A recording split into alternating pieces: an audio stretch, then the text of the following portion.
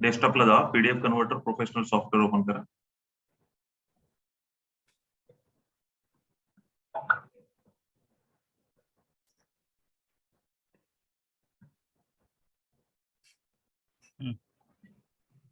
ठीक आहे. ओके. आता आपण काल आय लव्ह पीडीएफ वरनं डॉक्युमेंट तयार केलं ते पहा.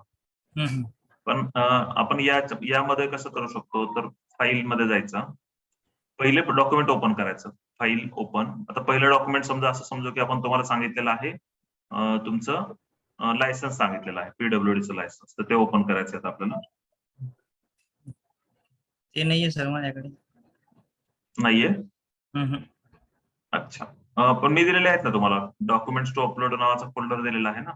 हा ते ओके ओके ओके ओके. मी डॉक्युमेंट्स आहेत त्यामध्ये, तर इथं तिथं जा, कुठे ठेवलेलं ते? हा ते डी ड्राईव्हला ठेवलेलं आहे मी. डी ड्राईव्हला, बॅकअप मध्ये, ई टेंडर मध्ये. डॉक्युमेंट्स अपलोड ना. डॉक्युमेंट्स टू अपलोडला राईट क्लिक करा, एक्स्ट्रा केअर करून बाहेर काढून द्या.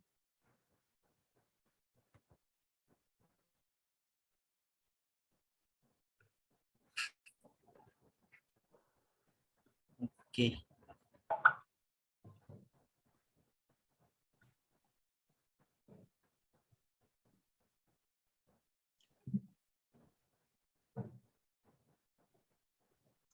हो, ज्या कॉन्ट्रॅक्टरच्या नावानं काम टाकायचं असतं त्याची डीएससी लागते किरण.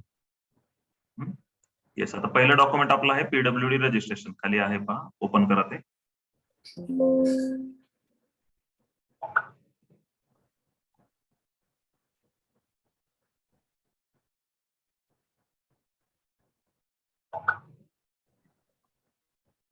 ठीक आहे. आता दुसरं डॉक्युमेंट समजा जीएसटी रजिस्ट्रेशन सांगितलेलं तुमचं, तर काय करणार, डॉक्युमेंट मध्ये जायचं. आता document, pages, insert.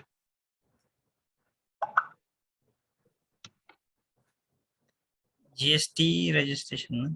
Yes, GST दिसतंय का? जीएसटी दिसत नाही. आता या सॉफ्टवेअरची खासियत बघा काय आहे. इथं तुम्ही खाली फाईल ऑफ टाईप फक्त पीडीएफ दिसताय, फक्त पीडीएफ दिसतात सगळ्या. तर इथं फाईल ऑफ टाईप मध्ये ऑल फाईल्स करा.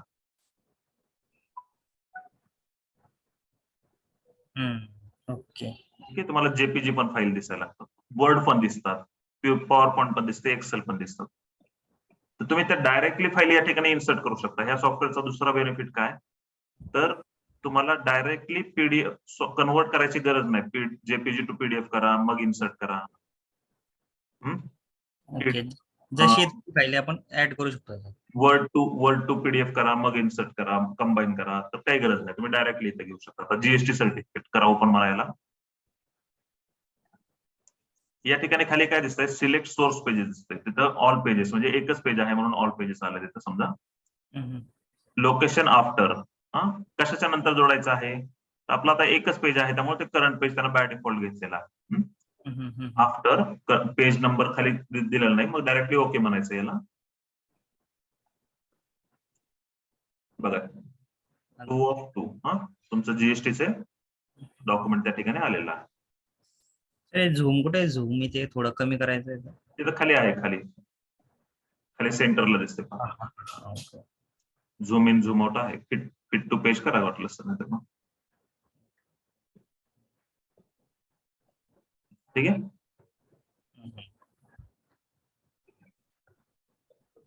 आता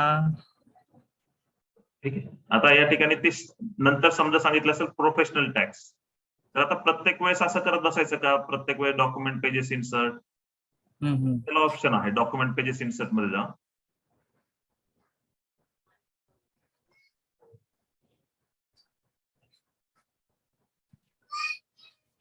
आता कंट्रोल दाबून फाईल सिलेक्ट करायच्या. समजा डिक्लेरेशन सांगितलंय तर डिक्लेरेशन सिलेक्ट करा.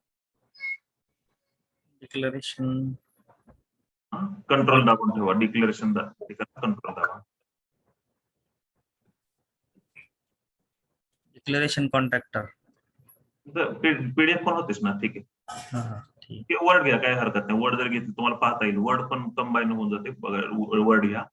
त्यानंतर समजा ऍफिडेव्हिट आहे, ऍफिडेव्हिट घ्या. त्यानंतर स्क्रोल करा खाली या. ITR मागितलं ITR घ्या, मशिनरी हायर अग्रीमेंट मागितलं ते घ्या, पॅन कार्ड मागितलं असेल ते घ्या, PTRC मागितलं असेल ते घ्या. तर जे जे मागितलं ते तुम्ही डायरेक्टली सिलेक्ट करू शकता आणि ओपन म्हणायचं. म्हणजे प्रत्येक वेळेस इन्सर्ट करत असायची गरज नाही.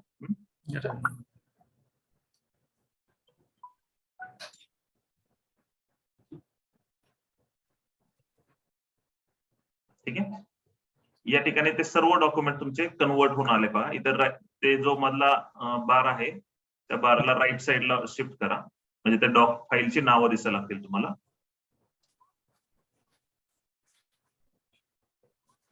ठीक आहे.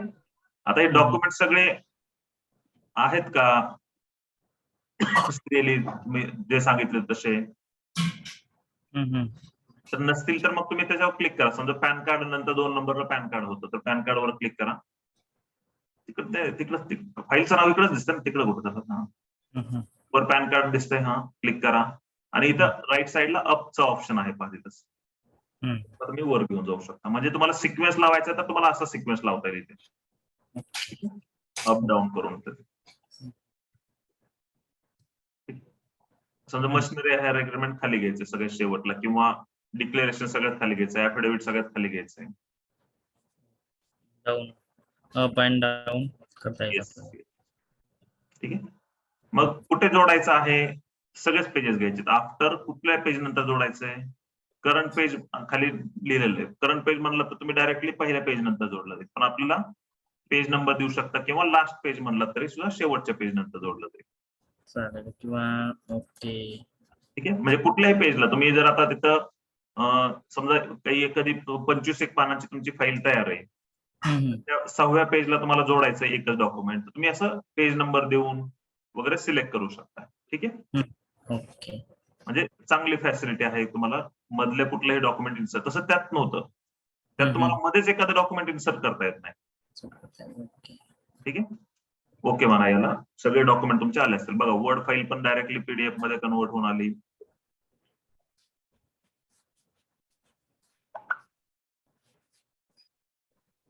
बघा, स्क्रोल करून बघा, सगळे आलेत.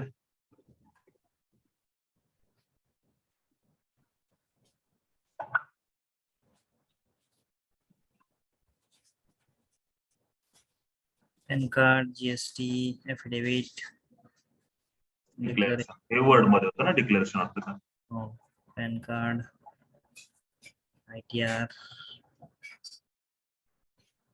ओके, आले सर सगळे. येस. आता याला तुम्हाला तिथं डॉक्युमेंट मध्ये जा. डॉक्युमेंट मध्ये पेजेस मध्ये जा.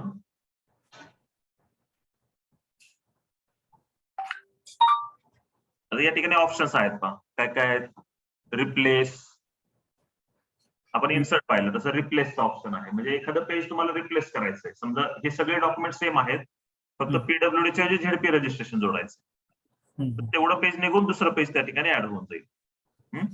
किंवा सगळे डॉक्युमेंट सेम आहेत, फक्त तुमचं काय बदल, डिक्लेरेशन किंवा ऍफिडेव्हिट बदल, कामाचं नाव वगैरे असल्यामुळे तुम्ही तेवढेच रिप्लेस करू शकता. परत डॉक्युमेंट बनवायची गरज नाही. ओके. खाली येस बघू शकता, चेक करून बघा कुठलं. समजा पहिली फाईल होती ना आपलं, तिथं ZP लावा वाटलंच तर, किंवा हे 13वा पेज बघा बदलतंय का, बिड विड्रॉल लेटर लावा त्या ठिकाणी, काही करून बघा.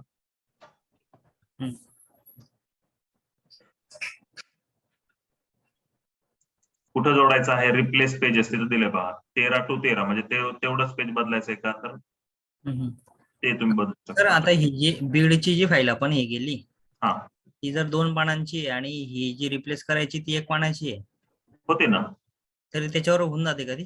होणार. तुम्ही 1 पान रिप्लेस करून 10 पानं ऍड करू शकता, किंवा 10 पानं रिप्लेस करून एकच पान पण ऍड करू शकता. म्हणजे आता इथं तुम्ही जर इथं म्हणला 13 पेजेस आहेत ना हे, तुला 12 पेजेस सगळे काढून टाकायचे आणि हेच पेज फक्त नंतर ठेवायचं. तर तो रिप्लेस पेज 2 to 13 करा. म्हणजे पहिलं पेज फक्त राहील, पेजेस 2 to 13, आणि ओके म्हणला तर सगळे ते बाकीचे पेजेस निघून जातील, ते 12 पेजेस, आणि एकच पेज ऍड होऊन जाईल. म्हणजे आपण जी रेंज टाकली त्या रेंज नुसार ते पेजेस गायब होऊन जातात. येस. आणि जी आपली फाईल 2 पानाची असली तर ती 2 पानं त्याच्यावर रिप्लेस होऊन जातील. रिप्लेस होऊन जातील. ओके, चालेल. बरेच परमिटेशन कॉम्बिनेशन करू शकता. चांगलं आहे सॉफ्टवेअर तसं हे. डॉक्युमेंट पेजेस पण एवढंच वापरतोय आपण बरं का. डॉक्युमेंट पेजेस डिलीटचं ऑप्शन आहे, एक्स्ट्रॅक्ट पण आहे.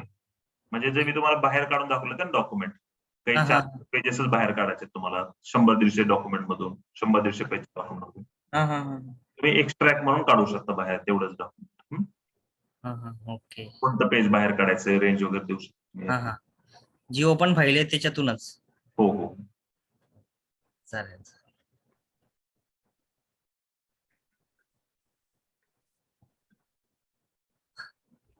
मग आपलं याच्यातलं जास्त हेच यूज होईल का आपलं डॉक्युमेंट्सच फक्त? येस, डॉक्युमेंट पेजेस एवढंच. Okay okay. तशा बऱ्याच टूल्स भरपूर आहे त्याच्यात. हो. चालेल. आणि सर याला काही असं म्हणजे इन फ्युचर काही प्रॉब्लेम वगैरे तर नाही येणार? म्हणजे फक्त आपल्या पीसी ला जर प्रॉब्लेम असं आपण नेट वगैरे ऑन करतो वगैरे काही सॉफ्टवेअर दिलेच आहेत ना तुम्हाला, सॉफ्टवेअर दिलेलेच आहेत. आता नेट चालूच आहे आपलं, काहीच प्रॉब्लेम नाही. हा हा हा हा. तेच तेच तेच. काही फक्त प्रॉब्लेम काही आपलं हा पीसी वगैरे. 6-7 वर्षापासून वापरतोय आम्ही, त्यामुळे काही प्रॉब्लेम नाही. हा हा. चालेल चालेल. ठीक आहे. ओके. तर या ठिकाणी डॉक्युमेंट पेजेस मध्ये जा, तर रोटेटचा पण ऑप्शन आहे. Document pages. एक मिनिट. डिलीटचा पण ऑप्शन आहे, क्रॉपचा पण आहे, रोटेटचा पण आहे. हेही तुम्हाला कधी ना कधी उपयोगाला पडू शकतं. डिलीट करायचं एखादं पेज, क्रॉप करायचं आहे, जास्त स्कॅन झालंय, किंवा रोटेट करायचा. ठीक आहे. फक्त आता हे क्रॉप करताना एक लक्षात ठेवा, तिथं वर तिथं पेज रेंज पहा काय सिलेक्ट झालेली. पेज रेंज ऑल पेजेस आहेत. तेवढं पेज, एखादं पेज करायचं असलं तर करंट पेज किंवा एखादं ठराविक पेज असेल तर तेवढंच पेज सिलेक्ट करून तुम्ही क्रॉप करू शकता, नाही तर सगळेच पेजेस क्रॉप होऊन जातील. मग क्रॉपचं आता इथे आपण मार्जिन द्यायचं का इथे सिलेक्ट होऊ शकतं? काय काय क्रॉप जर करायचं आपल्याला हा तर हा हा. Okay okay. इथून ब्लू खाली घ्या ते. हा. Okay okay okay. असं. हा म्हणजे इथून रेंज देऊ शकतो किंवा आपण या मार्जिन पासून कमी जास्त करू शकतो जरा. Yes yes. Okay okay. चालेल. आणि रोटेट एक मिनिट हा. करून पहा.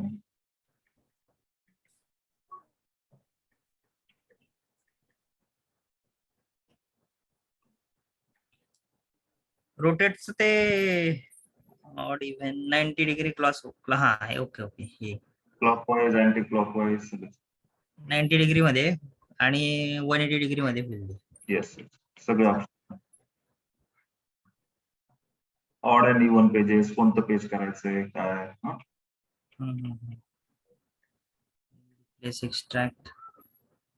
एक्स्ट्रॅक्टचं काय. हा रेंज द्यायची बरोबर. तेवढे पेजेस आपल्याला काढायचे. ओके. चालेल. सर ही पीडीएफ सेव्ह करून आपण ह्याची नेक्स्ट स्टेप ई साइन असते ना? हो हो दाखवतो ते. झालं. हो सर.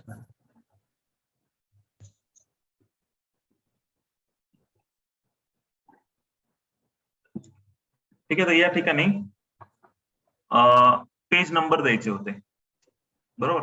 आपण त्या ह्याच्यात पेज नंबर पण द्यायला सांगितलं. तर याच्यात कसं देतात, डॉक्युमेंट पेजेस, सॉरी डॉक्युमेंट मध्ये जा, खाली हेडर अँड फुटर आहे. हेडर हा हे तिथं ऍड हेडर अँड फुटर मध्ये जा.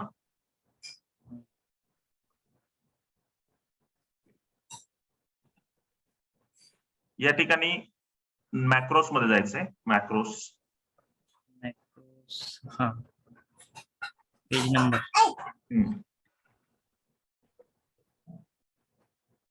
ठीक आहे. या ठिकाणी हेडरला तुम्हाला पेज नंबर द्यायचा आहे, लेफ्टला, सेंटरला, राईटला का फुटरला लेफ्ट, सेंटर, राईटला द्यायचं, त्या ठिकाणी क्लिक करायचं. खाली द्यायची का? खाली देऊ. हा फुटरला सेंटरला द्यायचं समजा. हा तिथे फक्त वर इन्सर्ट मॅक्रो म्हणायचं, एकदा क्लिक करा फक्त. कुठे इथेच ना सेंटरला? हो हो. वर इन्सर्ट मॅक्रोचा आहे, पेज नंबरच्या पुढे ऑप्शन आहे पहा, इन्सर्ट मॅक्रो बटन आहे. वर वर वर मॅक्रो जिथं सिलेक्ट केलं ना आपण, हा हा हा okay insert. Insert macro, yes. ठीक आहे, आलं त्या ठिकाणी. फक्त ओके म्हणा आता खाली जाऊन, बस आले असतील सगळ्या ठिकाणी, बघून घ्या एकदा पेज.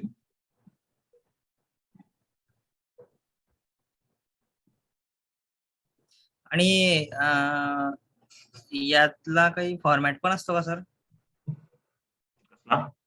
आता हा जो नंबर आलेला आहे की नाही, आता समजा 12 नंबर 11 नंबर, तर ह्याच्यात अशी नंबरिंग आलेली आहे, हा तर त्याला असं पेज नंबर असं नाव वगैरे पण इन्सर्ट करू शकतो का आपण? हा, ते तर मॅक्रोस मध्ये तुम्ही सिलेक्ट करा तुम्हाला काय द्यायचं आहे. पण शक्यतो आपल्याला ते काय करायचं नसतं. तुम्ही दुसऱ्या कुठल्या तरी ह्याच्यात वापरू शकता, पण आपल्याला टेंडर मध्ये फक्त पेज नंबर द्यायचा इथं. आणि याला आता तुमचं हे झालं तुमचं, आता याला फाईल सेव्ह ॲज करा.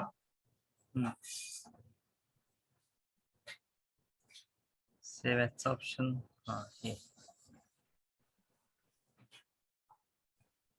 काय म्हणू त्याला, सॅम्पल. येस, तर यामध्ये तुम्ही तुमचं जे टेंडर जिथं डाउनलोड केलं असेल त्या ठिकाणी याला सेव्ह करा. टेंडर तर काही डाउनलोड केलेलंच नाहीये. कुठेतरी करा सेव्ह, तिथं सबमिशन फाईल म्हणून नाव द्या त्याला, वाटलं असतं सबमिशन फाईल म्हणून नाव द्या तिला. डाउनलोड मध्ये करून घेतो. हा करा, कुठे नाही का, डेस्कटॉपलाच करतो.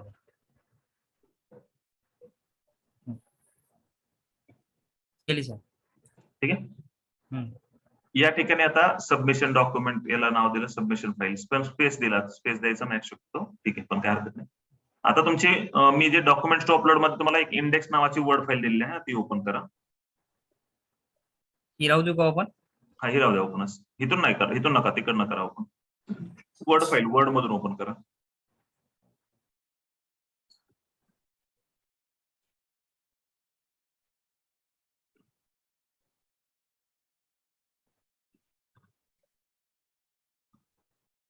ठीक आहे. आता यामध्ये मग तुम्ही कामाचं नाव देऊन, ते जे तुमचे पेज नंबर आलेले आहेत ते पेज नंबर देऊन या ठिकाणी ते इंडेक्स तयार करून घेऊ शकता. ठीक आहे, घेऊ शकता. सर एक आपण ते आय लव्ह पीडीएफ मध्ये आपल्याला कुठून पेज नंबरिंग द्यायची होती ते केलेलं होतं आपण. इथे तर करता येतं. याच्यात कसं करायचं? इथेही करता येतो तसं, पण आपण तसं हे त्यामुळे हे घेतलंच नाही ना पेज नंबर. हेच आपण आता नंतर लावतोय. आता पेज नंबर 1 पासूनच पडलेला आहे तिथं. त्याच्यानंतर हे पेज इन्सर्ट करतोय त्या ठिकाणी. नाही, आता मी तिकडे इलेक्ट्रिकलला काम करायचो ना, त्यांची जी डीटीपी आहे ना, तर ती जी टेंडर नोटीस असायची 4 नंबरच्या पेज पासून ते पेज नंबरिंग करायची. ठीक आहे ना, सांगतो कसं करायचं. म्हणजे त्या म्हणजे 1 2 3 ला ते पेज नाही द्यायचे, ते 4 ला 4 नंबर देऊन पुढे घ्यायचे. हो हो हो, म्हणजे पहिल्या 3 ला पेज नंबर द्यायचेच नाही. येस, सांगतो. ठीक आहे, या ठिकाणी आता ह्याला तुम्ही हे करून घेतलं, एडिट करून घेतलं की याला क्लोज करून टाकायचं आणि त्या ठिकाणी ही इंडेक्सची फाईल आपल्याला इन्सर्ट करून घ्यायची. ठीक आहे, क्लोज करायला.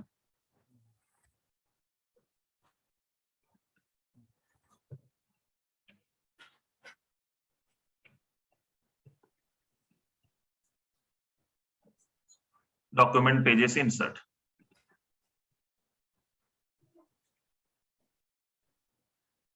इंडेक्स द्यायची ना? हो,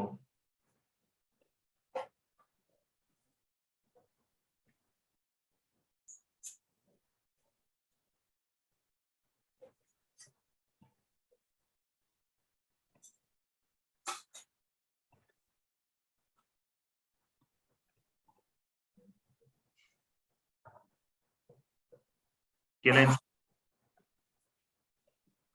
डॉक्युमेंट पेजेस इन्सर्ट होते.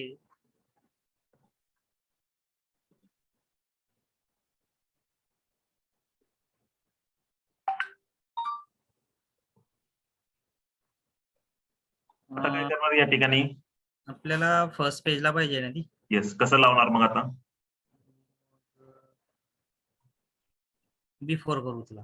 येस, ऑप्शन बरेच आहेत, तुम्ही आता या ठिकाणी एक्सप्लोर करून पाहू शकता. ओके म्हणायला तसं सॉफ्टवेअर चांगलं आहे, पण एवढं काय वापरलं जात नाही आपल्याकडून. एवढं जरी वापरलं तरी आपल्यासाठी सफिशियंट आहे. बघा आलं का पहिल्या पेजला? आला. आता तुम्हाला तुमचा जो प्रश्न होता ते हे कसं करायचं, पेज नंबरिंग कसं करायचं. तर डॉक्युमेंट मध्ये जायचं, पेजेस डॉक्युमेंट मध्ये हेडर अँड फुटर. या ठिकाणी पहिले जे पेज नंबर दिलेले असतात ते काढायचे असले तर तुम्ही रिमूव्ह करू शकता. रिमूव्ह हेडर अँड फुटर आहे. अपडेट करायचं असलं तर इथून तुम्ही चेंज करू शकता, अपडेट करू शकता. ठीक आहे, करा क्लिक करू. आता समजा आपल्याला अपडेटच करायचं आहे ते. बरं, अपडेट करायचं. तर इथं खाली प्रिव्ह्यू पेज रेंज होती पहा खाली, तर ब्ल्यू कलर मध्ये राईट साइडला पेज रेंज दिसते. ठीक आहे, हा करा क्लिक. या ठिकाणी तुम्ही पेज देऊ शकता, पेज नंबर देऊ शकता, पेजेस फ्रॉम. म्हणजे आपल्या फाईल मध्ये जी आहे समजा 4थ्यापासून पेज नंबर द्यायचा आहे. येस येस, 13व्या पर्यंत किंवा 14व्या पर्यंत जे काय असं तुमचं. आता इथे पेजेसच्या आता एक मिनिट, आता इथे पुढे पेजेस दिसत आहे ना आपल्याला? 13 आहेत ना खाली दिसतात, 14 आहेत, 14 तुमचे टोटल. 14 पर्यंत. हे काय सर, सबसेट ऑल पेजेस द्यायचंय का सगळ्यांना द्यायचंय ते? ओके ओके, सगळ्यांना द्यायचंय समजा. आपण ओके केलं आणि आता त्याला पेज नंबर काय 1 द्यायचंय का 4 द्यायचंय? त्याला 4 द्यायचं आपल्याला. कसं आहे तुमच्या इथे, मग तिथं 1च्या जागी 4 करा तिथं. कुठे इथे का? तिथं तुमचा कर्सर जिथं होता सेंटर, हा तिथं आतमध्ये. ओके करू? येस करा ओके. 1 2 3. थोडं सावकाश घ्या एक मिनिट, किंवा झूम करा थोडस, म्हणजे ते हे होईल ते. नाही ते एकदमच वरती जाते. आता मग झूम, मोठं झूम करा. ठीक आहे, किंवा आहे मोठं झूम करा म्हणजे तिथं थांबेल ते. हे छोटं असल्यामुळे ते काय लगेच स्क्रोल होऊन जातं ते. का 150 200. ठीक.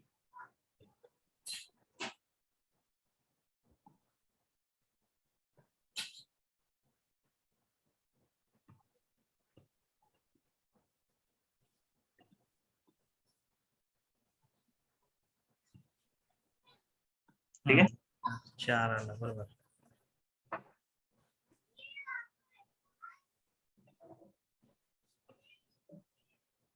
Okay sir. ठीक आहे. तिथं तुम्ही ट्रायल करून पाहू शकता कसं करता, किंवा सरळ रिमूव्ह करा आणि हे पण करू शकता. हो. मग आता हे तुमचे डॉक्युमेंट्स याच्या प्रकारे तयार होऊ शकतात. आता साईन करण्यासाठी मात्र तुम्हाला नंतर आता मग आपण थोडस हे करून घेऊ. पीडीएफ डिजिटल सिग्नेचर असेल त्यावेळेस दाखवतो, किंवा माझ्याकडच्या डिजिटल सिग्नेचर पीडीएफ सायनरनं तुम्हाला साईन कशी करायची ते दाखवून देतो. ठीक आहे, करा तुमची स्क्रीन स्टॉप करा आता.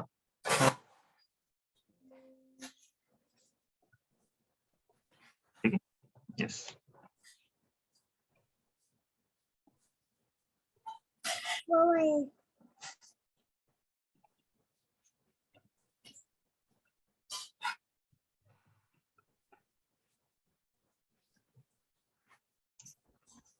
समजा हे टेंडर मी डॉक्युमेंट तयार केलेले आहेत. ते डॉक्युमेंट्स आपण लातूरचे काल तयार केले.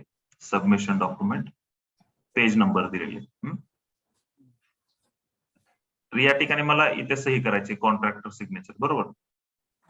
तर कशी सही करायची ते सांगतो. राईट क्लिक करायची, ओपन विथ ऍडोब रीडर, DC मध्ये जायचं. या ठिकाणी त्या सिग्नेचर जिथे करायची त्या ठिकाणी जायचं पेजला. इथे टूल्स मध्ये जायचं, टूल्स मध्ये.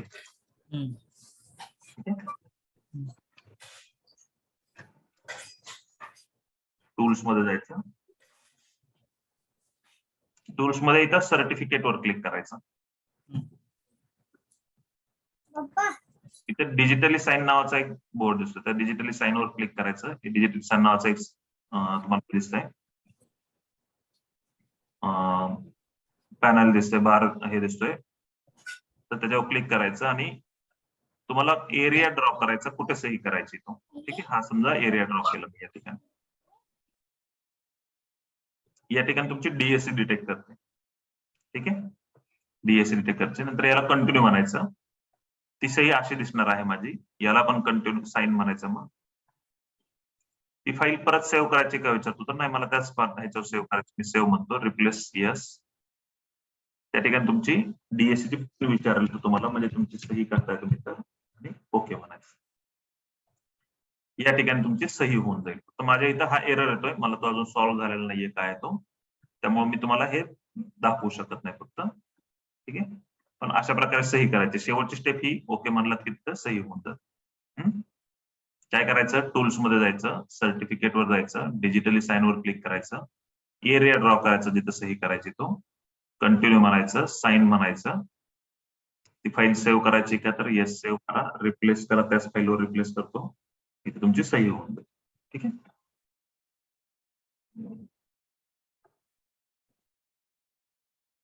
दुसऱ्या पेजवर करून दाखवतो परत.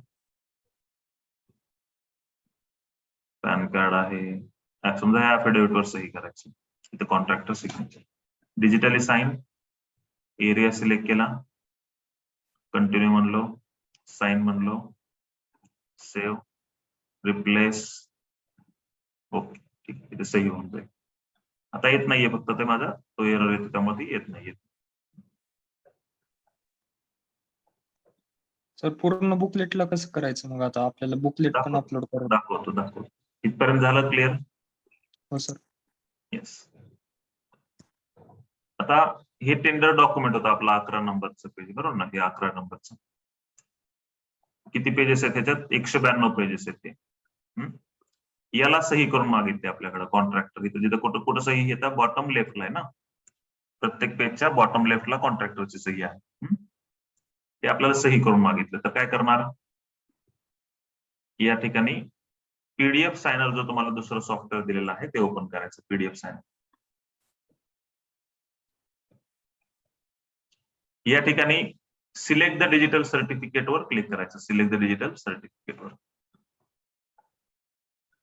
या ठिकाणी तुमची डीएससी सिलेक्ट करायची. तुमचं नाव असेल ते डीएससी सिलेक्ट करायची. स्मार्ट कार्ड पिन मध्ये तर डीएससीचा पिन टाकून द्यायचा. ठीक आहे, 128 जो आहे तो, आणि याला ओके म्हणायचं. दुसरीकडे काही क्लिक करायचं नाही कुठं. सिलेक्ट द डिजिटल सर्टिफिकेट मध्ये जायचं. डीएससी सिलेक्ट झाले असले तर ठीक आहे, नसेल तर इथं ड्रॉप डाऊन मधून सिलेक्ट करायची. स्मार्ट कार्ड पिनचं असं टिक मार्क नसतं, त्याला टिक मार्क करायचं आणि इथं डीएससीचा पिन टाकून द्यायचा, 1 2 3 4 5 6 7 8. ठीक आहे, आणि याला ओके म्हणायचं. नंतर इथं सिग्नेचर अपीरन्स आहे, इथं सिग्नेचर अपीरन्स, या सिग्नेचर अपीरन्स वर क्लिक करायचं. इथं सिग्नेचर पेज ऑल पेज आहे, ऑल पेज आहे, सगळे सही करायचे आपल्या इथं. नंतर फर्स्ट पेज पहिलं असतं, तर त्याच्याऐवजी इथं ऑल पेजेस करायचं. इथं बॉटम लेफ्टला क्लिक करायचं. इथं पहिलं टॉप राईट असतं, पण आपल्याला इथं बॉटम लेफ्टला सही करायची, बॉटम लेफ्ट, आणि लार्ज सिग्नेचर बॉक्सवर क्लिक करायचं.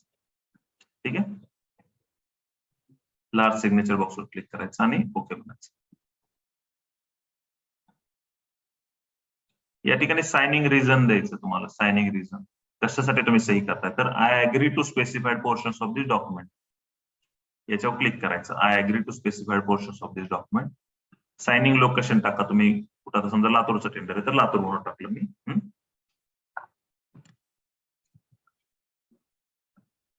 यानंतर येतात सिंगल पीडीएफ डॉक्युमेंट. सोर्स मध्ये जायचं, बस एवढं केलं की झालं तुमचं काम. इथे सोर्स मध्ये जायचं, ती फाईल सिलेक्ट करायची. आता ती फाईल आपली आहे डाउनलोड्स मध्ये, लातूर UEE 11 नंबर. ओपन करतो मी तिला इथं. डेस्टिनेशन तो ऑटोमॅटिक येतो, म्हणजे त्याच ठिकाणी ती फाईल तो ठेवून देणार आहे. फक्त फाईलला नाव काय करतो तो, असं ब्रॅकेटमध्ये साइन टाकून देतो तो. इथं फक्त अप्लाय डिजिटल सिग्नेचरवर एकदा क्लिक करायचं, परत डबल क्लिक करायचं नाही, कारण तुझी प्रोसेस चालू असते. कुठं काही दिसणार नाही तुम्हाला की काय प्रोसेस चालू आहे, पण झाली ही. The file was digitally sign successfully. File sign होऊन जाईल, ओके म्हणा. 1 मिनिटाच्या आतमध्ये पहा त्याला जे सगळे पेजेस साइन करून दिले. ही फाईल 11 साइन नावानं आली ही आता इथे. फाईलची साईज पण बघा 2300 ची 4929 KB झाली. आता हिला ओपन करून बघू. ठीक आहे, या ठिकाणी बघा प्रत्येक पेजवर या ठिकाणी साईन आलेली.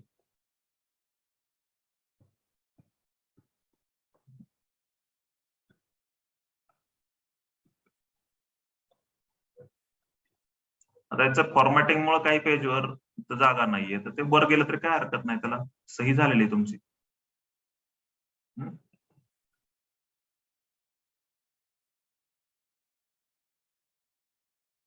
जिथं कॉन्ट्रॅक्टर आहेत तर बरोबर आपली लेफ्ट बॉटम लेफ्टला आली सही. ते ओव्हर राईट झाला तरी चालतं सर? चालतं काही प्रॉब्लेम. सर इनोलप 1 मध्ये आपल्याला 2 PDF अपलोड करायचे असतात ना, एक EMD फी आणि एक टेंडर फी, आणि एक दुसरे PDF मध्ये आपले सर्व इंडेक्स वरच्या खाली सर्व डॉक्युमेंट व सगळ्यात एंडला आपलं बुकलेट ठेवायचं ना? नाही, हा, तुमच्या टेंडर मध्ये काय सांगितलं त्याप्रमाणे तुम्ही ह्या टेंडर बद्दलच बोलताय का आता मला? हा हा हा, या टेंडर मध्ये तसं सांगितलं होतं. पण समजा एखाद्या महाटेंडरवर मी गेलो परत,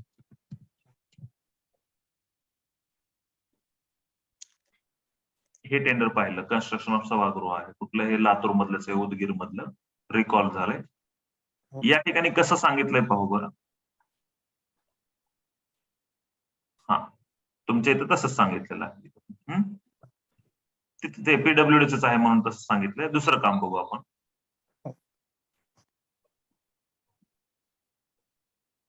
कारण एखाद्या डिपार्टमेंटची पद्धत स्टाईल ती सेमच राहून जाते. हे पण लातूर अहमदपूर मधलं आहे, 1 इयर. हे काम कुठलं आहे? लातूर मधलंच आहे. साताऱ्याचं काम पहा. साताऱ्यामधलं समजा आता कसं ओनली UE सातारा अनएम्प्लॉइड इंजिनियर साताऱ्यासाठी आहे. या ठिकाणी काय दिले सांग बघा बरं. Receipt tender form fee EMD exception certificate all document required as per B1 tender form. ठीक आहे, म्हणजे आणि फाईल फॉर्मॅट रार दिलाय, PDF नाही दिलेला. हा हा, आणि साइन टेंडर डॉक्युमेंट इथं कुठं मागितलंय? एनव्हलप 2 मध्ये मागितलंय, फायनान्स मध्ये मागितलंय, BOQ आणि साइन. म्हणजे इथे पाहायचं, इथं तुम्हाला जे सांगितलं आहे त्याप्रमाणे तयार करायचं. ठीक आहे, येस. रार फाईल कशी तयार करायची? आता हे साइन झाली आपली फाईल. आता हे साइन केलेली रार मध्ये मागितले त्यांनी बघायचं, बरोबर ना? किंवा हे टेंडर डॉक्युमेंट रार मध्ये मागितले, ते कसे करायचे तयार? तर हे साइन केलेले आहे ना, हिला फक्त रिनेम करून घेतो मी. का तर हे साइन ब्रॅकेट आहे, आपल्याला एक सलग फाईल लागते.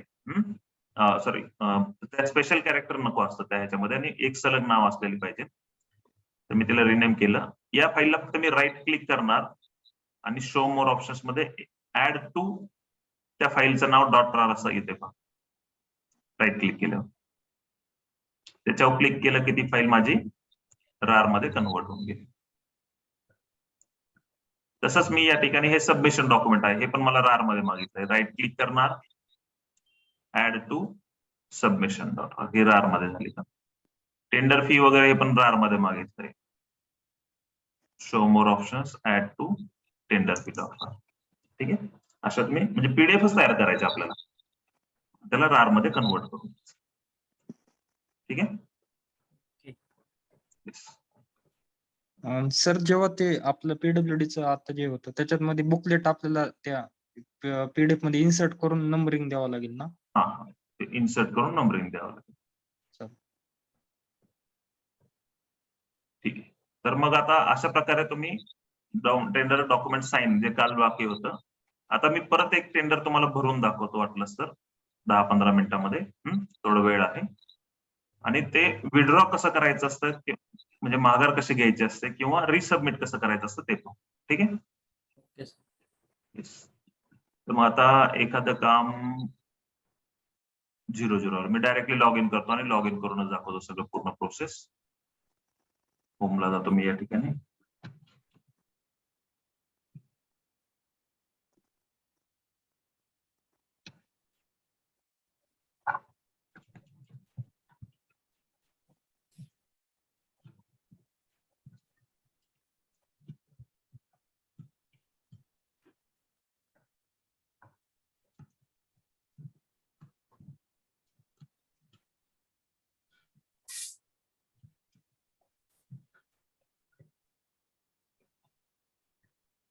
डमी टेंडरचं किरण काय आहे? डमी टेंडर म्हणजे दुसरी डीएससी घ्यायची आणि टेंडर भरायचं. आता मला सांगा या ठिकाणी माझं लॉग इनचं बटन का नाही आलं?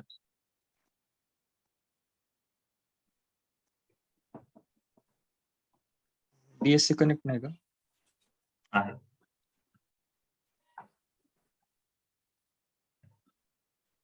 का नाही आलं सांगा सर.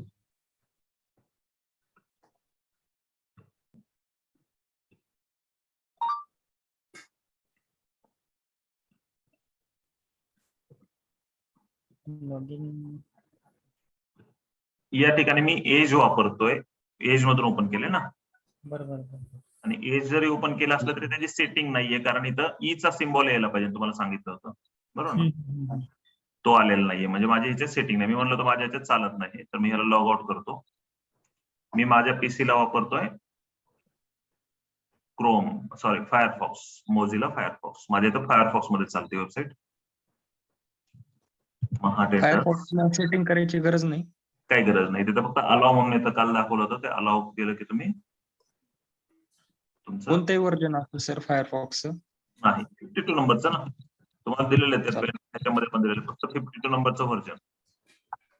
डाउनलोड पण मध्ये पण आपण मी तुम्हाला दाखवलं होतं, 52 नंबरचं व्हर्जन फक्त लागतं त्याला. हो सर. त्याला अपडेट केलं तर चालणार नाही.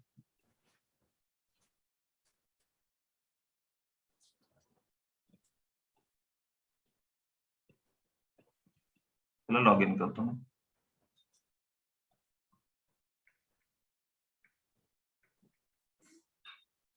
डीएससी चा पिन टाकतो.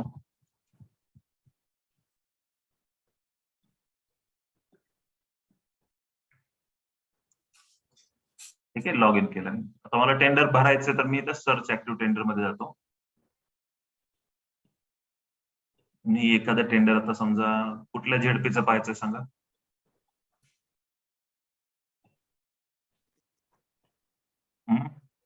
लातूर. लातूर. लातूर या ठिकाणी मी काय करतो, व्हॅल्यू क्रायटेरिया मध्ये टेंडर फी इक्वल टू 0 असं काही टेंडर आहे का पाहतो, म्हणजे जेणेकरून ते मला भरून तुम्हाला दाखवता येईल. आहेत बरेच टेंडर्स आहेत. तर यातलं समजा एखादं काम आहे, कोणतं काम पाहायचं, 4,94,000 आहे, construction of cement concrete paving block road. हे काम आहे, तर हे मला भरायचं. तर मी याला याच्या चेकबॉक्सवर क्लिक करतो आणि हे टेंडर मग काय करतो, माझ्या सेट ओपन टेंडर फेवरेट मध्ये ऍड करून देतो. हे टेंडर आता इथून निघून गेलं, हे टेंडर गेलं माय टेंडर मध्ये.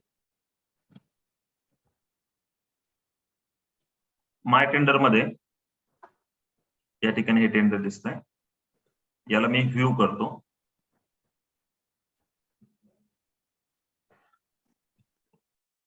मला डॉक्युमेंट्स काय सांगितलेत, scan copy of ESBI EMD PNG आणि scan copy of all technical document as per tender notice सांगितली. फायनान्स मध्ये BOP सांगितलं. टेंडर फी EMD 0 4,94,000चं काम आहे. तर मग आता हे काम मी तुम्हाला भरून दाखवू शकतो. तर या ठिकाणी टेंडर नोटीस डाउनलोड करतो मी, सेव्ह करतो. BOQ डाउनलोड करतो, सेव्ह करतो. आणि याला काय करतो, मी याला फोल्डर ओपन करतो डायरेक्टली. हे दोन आहेत, Ctrl+X, यामध्ये तुमच्या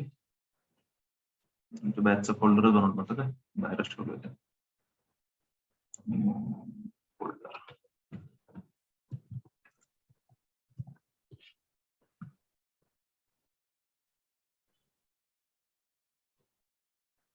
ठीक आहे, सॉरी, याला पण काय करणार, डायरेक्टली तसं नाही ठेवणार, या पण ह्याला मी फोल्डर तयार करणार. म्हणजे मला तुमच्या बॅचला काय शिकवलं होतं ते पण लातूर ZP 00. Ctrl+P. याचा टेंडर आयडी कॉपी करून घेणार. आता हे आतमध्ये घेतलंय त्यामुळे ह्याला काय करायची गरज नाही, पण ती प्रॅक्टिस ठेवायची. ती टेंडर आयडी म्हणजे नंतर टेंडर शोधायचं झालं तर लगेच शोधता येऊ शकतं. ठीक आहे, टेंडर आयडी कॉपी करून. नंतर मग काय करतो मी, पहिले हे पाहून घेतो याचं. टेंडर नोटीस मध्ये काय दिलेलं आहे ते डॉक्युमेंट्स. काम आहे हे खुला कंत्राटदार वर्गासाठी आहे, ओपन मधलं काम आहे. सुबे भरू शकतो सर? हो हो हो भरू शकतो. सगळं अर्धवट दिलेलं आहे, ते काय हे पण आलेलं नाही व्यवस्थित प्रिंट मध्ये, तर तुम्हाला कॉन्टॅक्ट करावं लागेल त्यांना, कारण मॅनेज असू शकतं सर हे काम? हो हो हो 00 वाले म्हणलं तेच करणार. आता हे दिसत नाही ना तुम्हाला, समजणार नाही काय काय हे केलंय काय नाही. इथं त्याने सांगितलंय की पहिल्या पाकिटामध्ये खालीलप्रमाणे दस्तक द्यायचे आहेत. तर पहिला आहे रक्कम निविदा, फी रक्कम नेट बँकिंगद्वारे आवश्यक केल्याबद्दल संबंधित प्रमाणपत्र देण्यात येईल. ठेकेदाराचं नोंदणी प्रमाणपत्र मागितलंय. नंतर 3 नंबरला नुसतं कार्ड म्हणलंय, तर ते पॅन कार्ड असू शकतं. 4 नंबरला जीएसटी मागितलंय.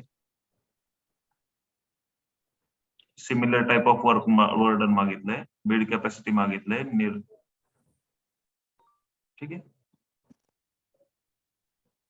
तर मग हे डॉक्युमेंट समजा आपण तयार पण केलेले आहेत आणि आता हे टेंडर आपण भरायला जातोय. ठीक आहे.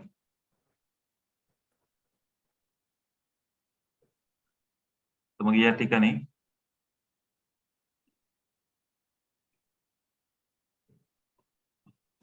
मला टेंडर भरायचं आहे, तर मी बीओक्यू मात्र भरलेला असला पाहिजे, कारण सबमिट मी त्याशिवाय दाखवू शकत नाही. एक्स्ट्रॅक्ट हिअर, बीओक्यू बाहेर आला.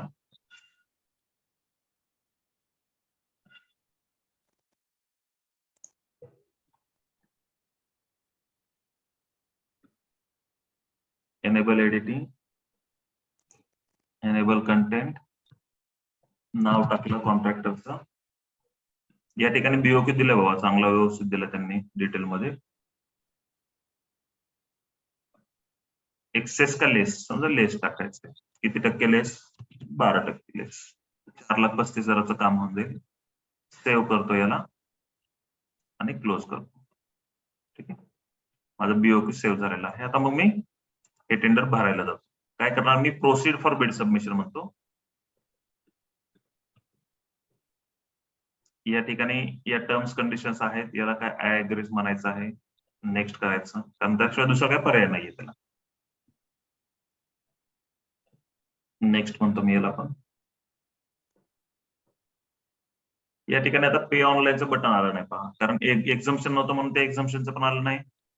टेंडर फी नाही, ईएमडी नाहीये म्हणून हे पे ऑनलाईनचं बटनच आलं नाही. मग डायरेक्टली एन्क्रिप्शन अपलोड करायचं. काहीच भरायची गरज नाही सर? तर मग असे काय सांगितलं तुम्हाला, तिथे त्याने आतमध्ये दिले ना टेंडर फी ईएमडी. इथं दिलं होतं ना टेंडर फी ईएमडी किती ती. 200 रुपये टेंडर फी आहे, ती तुम्हाला भरायची आहे. ती कुठं भरायची ते त्यांनी सांगितलेलं आहे, त्यांनी तिथं खाली दिलं असेल त्यांनी, ग्रामपंचायतच्या कार्यालयाद्वारे कुठं भरायची ती निविदा फी रक्कम, महा ई प्रोक्युरमेंट पेमेंट आवश्यक राहील. 1% मी बयाना पण दिलेली आहे तुम्हाला, बयाना रक्कम. म्हणजे ईएमडी पण आहे, टेंडर फी पण आहे. फक्त त्याने ती ऑनलाईन भरायला सांगितली तुम्हाला त्यांच्या ग्रामपंचायतच्या खात्यामध्ये, किंवा तिथे जाऊन विचारावं लागेल काय प्रोसेस आहे ते नक्की, कारण तसं तिथं ते दिसत नाहीये क्लिअर त्यांच्या ह्याच्यात. तर इथं click here to upload.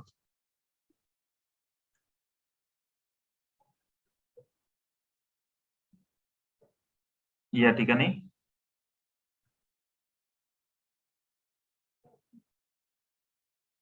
Document upload करायचे पहिल्या एनव्हलप मध्ये.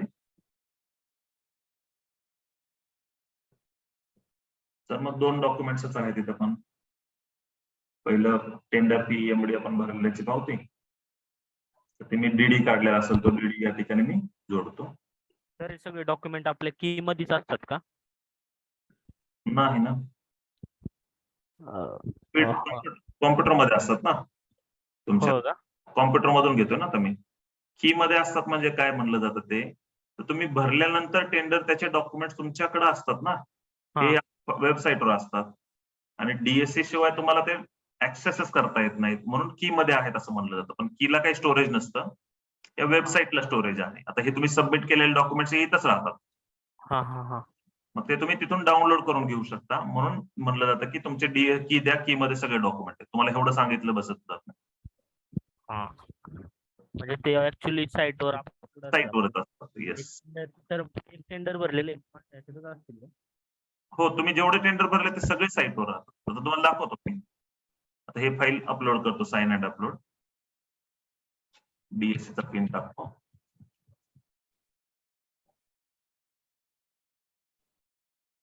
इथं पण टेंडर स्टेटस आहे पहा, जे आपण बाहेरून पाहिलं होतं ना पहिले टेंडर हिस्ट्री झालेली टेंडरची. तर या ठिकाणी तुम्हाला तुमचे हिस्ट्री दिसते ती सगळी.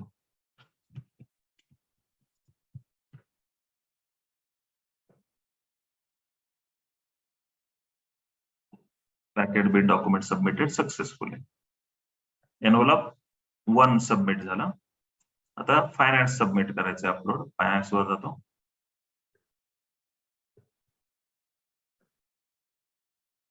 फायनान्स मध्ये BOQ फक्त मागितलं होतं. ब्राउज.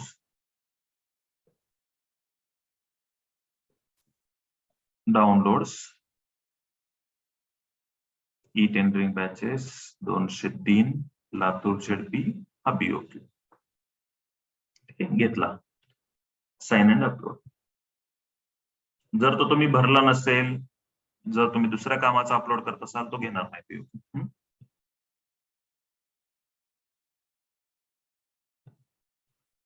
दोन्ही तुमचे रेडी झाले. याला मी नेक्स्ट म्हणतो आणि याला सबमिट आणि फ्रीज बिड.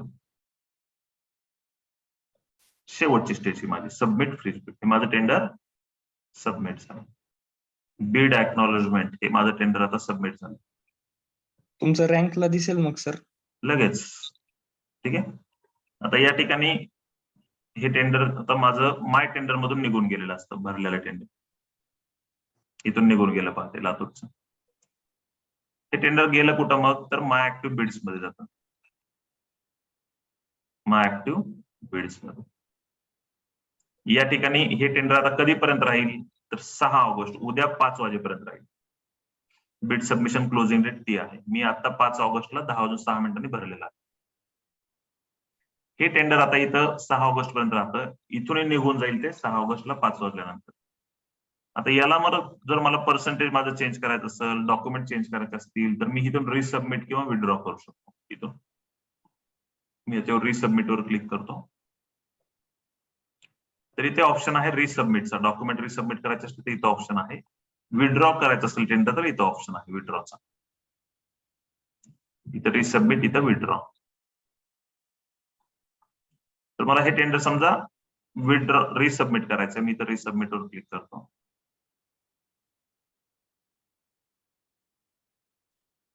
तर परत सेम फोल्डर दिसतात. तुम्हाला दोन्ही फोल्डर अपलोड करायची गरज नाही. तुम्हाला फक्त फायनान्स चेंज करायचं असेल फायनान्सवर क्लिक करा. डॉक्युमेंट चेंज करायचे फक्त डॉक्युमेंटवर क्लिक करा. दोन्ही अपलोड करायची गरज नाही, दुसरं तसंच राहत जातं. ठीक आहे. सेम प्रोसेस जशी आपण केली त्या. आणि विड्रॉ करायचं असेल तर या ठिकाणी विड्रॉवर क्लिक करायचं. सर पण नोटीस मध्ये त्यांनी GST बाकीचे सर्व डॉक्युमेंट अपलोड करा असं म्हणलेलं आहे, पण याच्यामध्ये इनोलॉग मध्ये का दिसत नाही? म्हणजे त्यांनी टेंडर नोटीस मध्ये भरपूर डॉक्युमेंटची लिस्ट दिली होती ना. काय करता तुम्ही, हे पहा इथं काय सांगितलं होतं, म्हणजे ते खाली 2-3 पेजेस होते ना, त्याच्यामध्ये म्हणलं होतं ना त्यांनी GST इथं काय सांगितलंय तुम्हाला, फाईल जागा किती दिल्या होत्या त्यांनी? 2च जागा दिल्या होत्या ना. का जागा 2 दिल्या होत्या? कारण scan copy of all original or attested documents mention in tender document. सगळ्याची मिळून एक PDF तयार केली ना तुम्ही, आणि ती PDF अपलोड केली ना तिथं, बरोबर का? तुम्ही सगळ्याची मिळून एक PDF तयार केली आणि ती तिथं त्या ठिकाणी अपलोड केलेली आहे. म्हणजे हे महत्वाचं आहे, हे विसरू नका.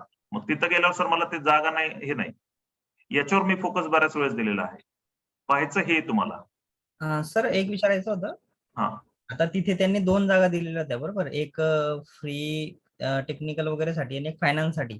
आता इथे 1 नंबरला आपल्याला टेंडर फीज अँड EMD इथे पण तो PDF फॉर्मॅट, आणि इथे पण म्हणजे हे मिळून सगळी एकच बनवायची ना तिला, एकच याच्यामध्ये.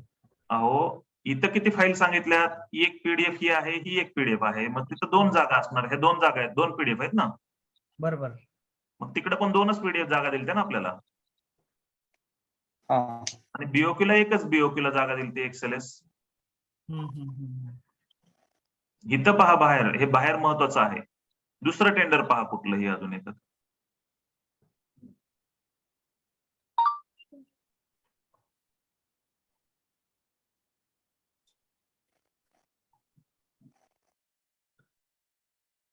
या ठिकाणी किती दिल्यात? 2 3 पहिल्या एनव्हलप मध्ये किती दिल्यात?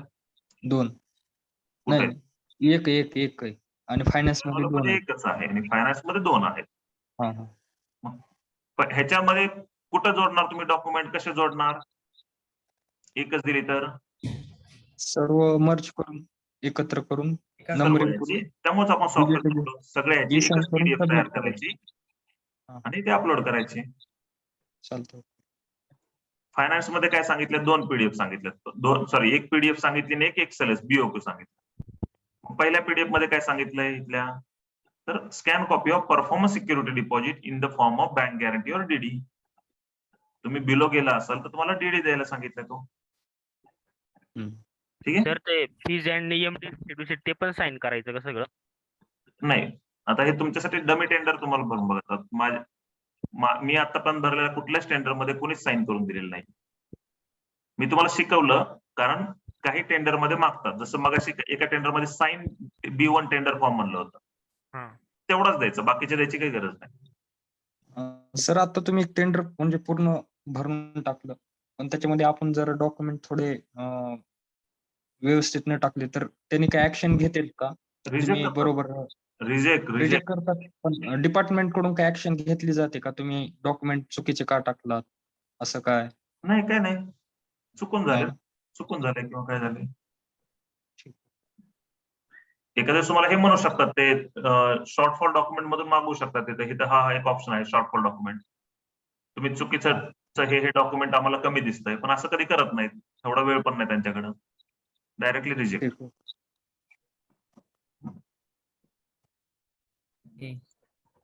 तर विड्रॉ करायचं असलं तर इथं विड्रॉचं रिझन आहे या ठिकाणी. का विड्रॉ करायचंय तुम्हाला ते? तर का विड्रॉ करायचंय तुम्ही सांगू शकता. जे काय तुमचं रिझन असेल ते देऊ शकता. मी समजा टेस्टिंग लिहिलं, अटॅच लेटर, इथं माझ्या लेटर हेडवर जे काही रिझन असेल ते मी इथं जोडणार आणि ते इथं अपलोड करणार, त्याला साईन करणार. आता मी कोणत्याही फाईल लावतोय, तुम्ही फाईल बरोबर घ्यायची ती फाईल, कारण इथे ह्याला कळत नाही ना, याला फक्त पीडीएफ सांगितली, ही पीडीएफ घेतोय, कोणती घेतोय, त्याच्या आतमध्ये काय तो पाहत नाही. तुम्ही आतमध्ये चुकीचं जोडलं तर रिजेक्ट करणार नंतर पुढचा माणूस. ठीक आहे. हे झालं, साईन केली आणि ह्याला सबमिट म्हणतो मी. काय म्हणतं? इफ यू विड्रॉ द बिड you can not submit again for particular tender. तुम्ही जर विड्रॉ केलं तर तुम्ही परत हे टेंडर भरू शकत नाही. तर मी याला ओके म्हणतो. हे टेंडर माझं विड्रॉ झालं. ठीक आहे. आता हे माझ्या ऍक्टिव्ह बिड्स मध्ये परत जातो मी. माझ्या ऍक्टिव्ह बिड्स मध्ये, माय ऍक्टिव्ह बिड्स मध्ये इथून हे टेंडर निघून गेलं पहा, कारण मी विड्रॉ केलं. ते कुठं गेलं? तर इथं खाली सगळ्यात शेवटला माय विड्रॉन बिड्स आहे, माघार घेतलेले टेंडर्स. या ठिकाणी हे लातूरचं टेंडर दिसायला 10 वाजून 6 मिनिटांनी भरलं होतं, 10 वाजून 13 मिनिटांनी विड्रॉ. ठीक आहे. येस. मग आतापर्यंत आपण या बिड मॅनेजमेंट मध्ये 5 गोष्टी महत्वाच्या आहेत. त्यातलं सर्च ऍक्टिव्ह टेंडर आपण पाहिलं, टेंडर शोधायला लागतं. माय टेंडर मधून तुम्ही टेंडर नावाने सपोर्टिंग असं करता येईल का? समजा काय? मी एक म्हणजे आता मी एखादं काम घेतलं आणि मला एक उगाच 2 सपोर्टिंग नावानं भरायचे आणि मी पूर्ण व्यवस्थित भरलं, पण मला ना त्यांचे EMD वगैरे भरावं लागतील ना मला. हो. त्याऐवजी मी असं जर करून भरलं तर चालेल का? पण ते टेंडर फी EMD 0 वाला टेंडर करून करणार का तुम्ही? हा. त्या टेंडर फी EMD 0 असली पाहिजे ना त्या टेंडरला. मग ठीक आहे, मग असं करता येईल ना आपल्याला? हो. करता येईल, पण टेंडर फी EMD 0 ठेवली पाहिजे त्याला, बरोबर ना? तसे असलं तर होऊ शकतं. ओके. माय टेंडर मधून तुम्ही टेंडर फी, ईएमडी आणि टेंडर सबमिट करू शकता माय टेंडर मधून. माय ऍक्टिव्ह बिड्स मध्ये टेंडर भरलेलं टेंडर तुमचं माय ऍक्टिव्ह बिड्स मध्ये असतं. इथून तुम्ही टेंडर रिसबमिट किंवा विड्रॉ करू शकता माय ऍक्टिव्ह बिड्स मधून. हे तिसरा पार्ट महत्वाचा आहे यातला. चौथा पार्ट महत्वाचा आहे ऑनलाईन पेमेंट स्टेटस, म्हणजे जिथून तुम्ही पेमेंट केलेल्याची हिस्ट्री दिसते तुम्हाला या ठिकाणी. ऑनलाईन पेमेंट स्टेटस, जर कधी स्क्रीनशॉट घ्यायचा राहिला काय झालं तुम्ही तो इथून घेऊ शकता. इथं तुम्हाला पूर्ण दिसतं टोटल पेड अमाऊंट तुम्ही किती केलेली असेल, टेंडर फी किती भरली, त्यापैकी सेटल किती झाली, रिफंड किती झाली आणि येट टू बी प्रोसेस अजून प्रोसेस व्हायची किती बाकी. तसेच ईएमडी टोटल पेड किती आहे, सेटल किती आहे, रिफंड किती आहे आणि येट टू बी प्रोसेस किती आहे. टोटल पेड म्हणजे तुम्ही ईएमडी आतापर्यंत किती भरली, त्यातली सेटल म्हणजे डिपार्टमेंटला किती सेटल झाली, जे कामं तुम्हाला भेटले त्याची सेटल किती डिपार्टमेंटला झाली. रिफंड म्हणजे तुम्हाला जे काम भेटलं ना त्याची रिफंड किती आली. आणि येट टू बी प्रोसेस अजून प्रोसेस व्हायची बाकी आहे, म्हणजे जे अर्धवट काम, जे अजून टेंडर पूर्ण त्यांनी एओसी अपलोड केलं नाही वगैरे अशा, तर ते येट टू बी प्रोसेस मध्ये येतं. मग या येट टू बी प्रोसेस मध्ये जर मी क्लिक केलं, जर मला पाहायचं असेल की माझ्या किती कामाच्या ईएमडी यायच्या बाकी आहेत, तर मी या येट टू बी प्रोसेस मध्ये क्लिक करणार. किती कामाच्या मला रिफंड झाल्या आहेत, तर मी या ईएमडी फी मध्ये क्लिक करणार. तर येट टू बी प्रोसेस वर मी क्लिक करतो. या ठिकाणी अशी लिस्ट दिसते. मग तुम्हाला समजा काय 50-60 हजार रुपयाचे तुमचे बाकी असतील ईएमडी याच्या, तर इथं असं टेंडर आयडी सगळे दिसतील, reference number, bank reference number, किती अमाऊंट होती, ट्रान्झॅक्शन डेट काय होती आणि तर विड्रॉन केले तर माझी ही परत रिफंड आलेली आहे.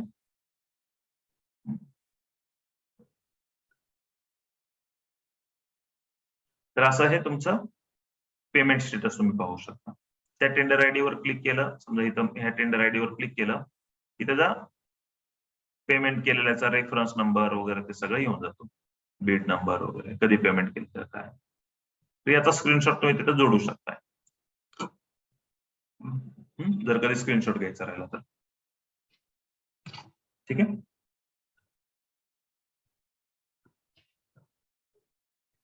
या ठिकाणी पाचवा पार्ट कोणता महत्वाचा आहे, तो आहे टेंडर स्टेटस. पहिला पार्ट सर्च ऍक्टिव्ह टेंडर, जिथून तुम्ही टेंडर शोधू शकता. दुसरा पार्ट माय टेंडर, जिथून तुम्ही टेंडर फी, ईएमडी आणि टेंडर भरू शकता. तिसरा पार्ट माय ऍक्टिव्ह बिड, जिथून तुम्ही टेंडर रिसबमिट किंवा विड्रॉ करू शकता. चौथा पार्ट ऑनलाईन पेमेंट स्टेटस, जिथून तुम्ही तुमच्या पेमेंटची हिस्ट्री पाहता. पाचवा पार्ट आहे तो आहे टेंडर स्टेटस. ज्या ठिकाणी जो आपण बाहेरून टेंडर स्टेटस पाहिला होता, हा टेंडर स्टेटस आपण पाहिला होता. जुने टेंडर पाहायचं तुमच्या एरियामध्ये, बरोबर ना. तेच टेंडर तुम्हाला या ठिकाणी दिसतं, टेंडर स्टेटस.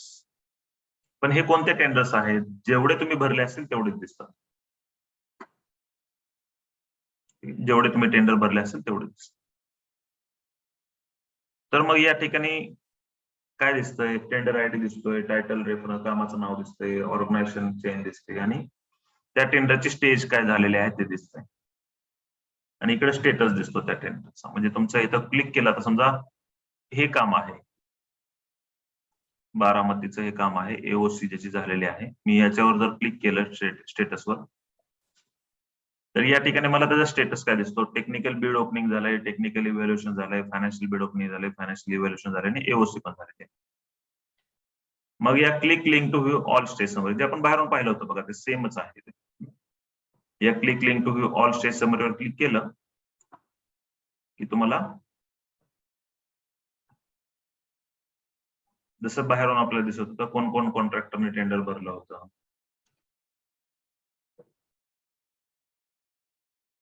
ठीक आहे, 6 कॉन्ट्रॅक्टरने टेंडर भरलं होतं.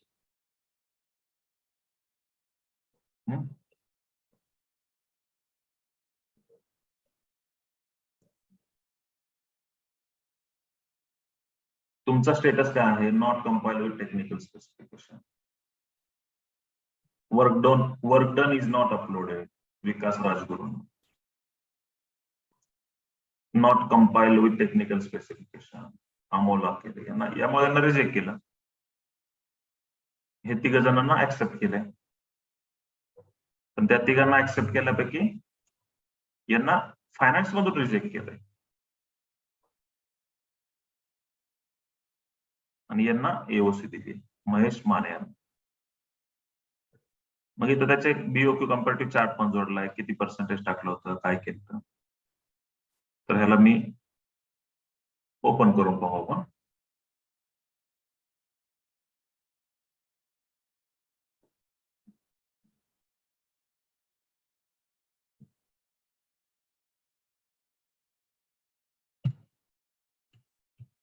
मॅनेजर्स होतं, त्याने बाकीच्यांना बाहेर काढलं आणि 4,98,950 काम होतं. 1% त्यांनी बिलो भरले, बाकीच्या दोघांनी 2% आणि एकाने 2.20% अभाव भरलं होतं.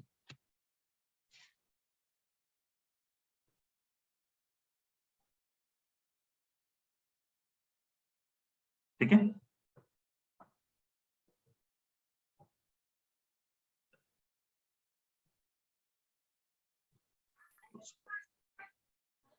असं तुम्ही तुमचे जुने टेंडरचे स्टेटस पाहू शकता आणि या बीड नंबरवर क्लिक केलं तुम्ही की तुम्हाला त्या कॉन्ट्रॅक्टर लोकांचे डॉक्युमेंट्स पण दिसू शकतात. जर महेश मानेच्या याच्यावर मी क्लिक केले, यांचे दिसत नाहीत कारण मला त्यांनी ईएमडी टेंडर फी मध्येच त्यांनी मला हे केलेले, रिजेक्ट केलेले, कारण मी एक्झम्पशनचं डॉक्युमेंट काही जोडलं नव्हतं. दुसऱ्या टेंडरचा पहा दाखवतो तुम्हाला, त्या कॉन्ट्रॅक्टर लोकांचे डॉक्युमेंट कसे दिसतात तुम्हाला ते.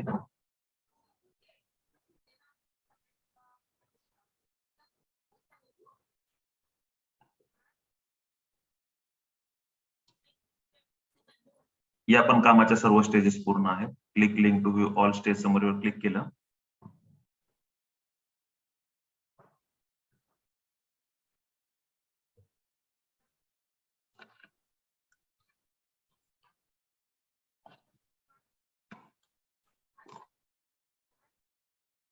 ठीक आहे. या ठिकाणी मग आता समजा मला हे काम भेटलेलं आहे, कुवर इंजिनियर्सला भेटलेलं आहे. याच्या बीड नंबरवर जर मी क्लिक केलं तर मला या ठिकाणी त्यांचे डॉक्युमेंट्स दिसतात. ऑल डॉक्युमेंट ओपन करून ओपन होईल, डायरेक्टली ओपन करून.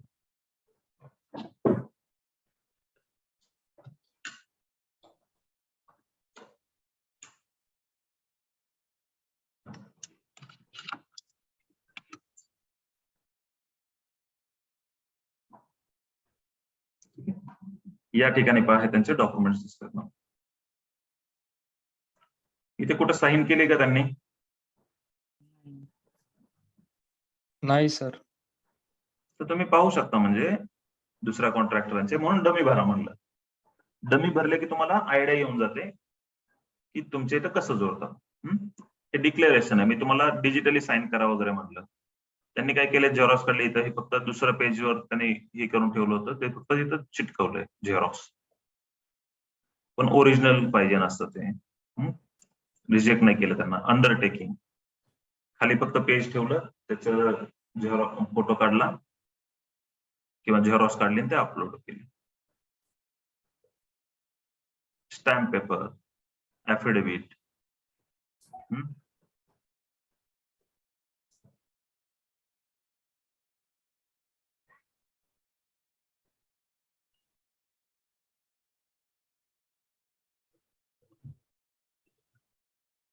अॅन्युअल टर्नओव्हरचं स्टेटमेंट सीए कडून घेतलेलं आहे.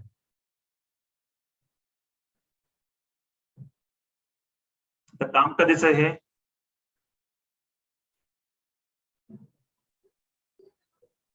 2021चं काम आहे. 2020चं त्यांनी हे जोडायला पाहिजे होतं. 19-20चं पण त्यांचं ITR यायला पाहिजे होता, पण तो आलेला नाहीये. तरी सुद्धा काम त्यांना भेटले. 16-17चं जोडले, 17-18चं जोडले, 18-19 जोडले, 19-20चं जोडायला पाहिजे होतं. 20-21चं पण यायला पाहिजे होतं, कारण काम कधी मधले ऑक्टोबर 2021 मधले, म्हणजे एप्रिल मार्च 21 झालं की ते यायला पाहिजे होतं. म्हणजे 2 वर्ष नसले तरी सुद्धा त्यांनी काम भेटले त्यांना. सर ते डमी भरायला पण तर की लागेलच ना? हो, दुसऱ्या कॉन्ट्रॅक्टरची की लागते. असं का? मग मला शोधावं लागेल डमी contract. सांगितलं ना तुम्हाला, डमी म्हणजे डमी असा नसतोच तो, टेंडरच भरत असतो तो. हं, हं. डमी असं काय नसतं, फक्त त्या सपोर्टिव्ह टेंडर भरलंय तुम्ही त्याचा, त्या दुसऱ्या पुढच्या कॉन्ट्रॅक्टरसाठीच्या मदतीसाठी तुम्ही टेंडर भरलंय. त्या माणसाचं डीएसी लागणार, रजिस्ट्रेशन लागणार, सगळंच लागणार, प्रॉपर लागणार सगळं. कारण जर तिकडे नसल आणि त्या एखाद्या समजा चौथ्या माणसाने ते टेंडर भरलं हं, आणि तुम्ही त्या चौथ्या माणसाला रिजेक्ट केलं आणि ह्या दोघांना पास केलं आणि ह्या दोघांकडे डॉक्युमेंट नाहीये, तर तो ऑब्जेक्शन घेऊ शकतो, तुम्ही त्यांना का रिजेक्ट केलं नाही, मलाच का रिजेक्ट केलं. हं, हं, हं. त्यामुळे प्रॉपर टेंडरच भरायचं असतं. डमी म्हणजे काय असतं, डमी वगैरे काय नसतं, फक्त ते सपोर्टिव्हला असतात, ते त्या टेंडर मध्ये फक्त तुम्हाला मदतीसाठी आलेले असतात. हा, की जेणेकरून रिजेक्ट होणारच आहे. काय त्यांना रिजेक्ट करायचंच आहे, कारण पर्सेंटेज आपण अभाव टाकणार आहे, बरोबर ना. चालेल. डॉक्युमेंट्स भरायचे, पैसे भरायचे, सगळं करायचं. आता बघा, या कुठल्याच डॉक्युमेंटवर साईन नाही केलेली त्यांनी, डिजिटल साईन नाहीये. म्हणजे सपोर्टिंग वाले ते चुकवायचे 100%. म्हणजे सर स्पेसिफिक असं मेन्शन केलेलं असतं ना, डिजिटल साईन करा इथं. हा, सांगितलेलं असतं, तेच म्हणून म्हणलं की डमी भरा तुमच्या इथले 1-2 टेंडर. म्हणजे डमी म्हणजे जे तुम्हाला भेटले नाही तरी काही वाटणार नाही. असे 1-2 टेंडर प्रॅक्टिससाठी भरून पहा. 100-200 टेंडर फी असेल किंवा असे 0-0 वाले असतील, मला आयडिया येऊन जाईल. सर पण मी कसं करू? मी तर टेंडर भरण्यासाठी हे केलेलं आहे. मी माझ्याकडे तर काही नाही ना, म्हणजे मी जेई वगैरे नाही आहे.